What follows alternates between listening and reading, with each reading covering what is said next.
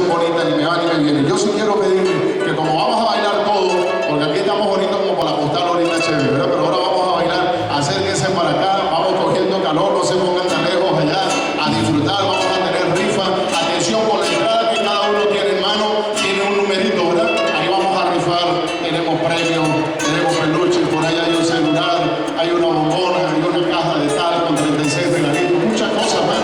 Así que vamos a pasarla bien. Esta fiesta es de todo, es un reencuentro de las hijas, de los hijos del Morro, pero también de la gente que no ha nacido en el Morro. Estamos dando el cariño, el respaldo y nuestra colaboración para que esta iniciativa del Padre Jesús García y el Comité Pro Templo sea una realidad, a remozar ese templo que tiene tanta identidad y que guarda tanta tradición. Seguimos, muchachos, aquí están los típicos del Morro, ni me va ni me viene, a bailar todo el mundo, a disfrutar en grande. Sí, señor, ahí está la cervecita bien fría, 500 bolívares, arrandensa, no se da de camino, aquí están.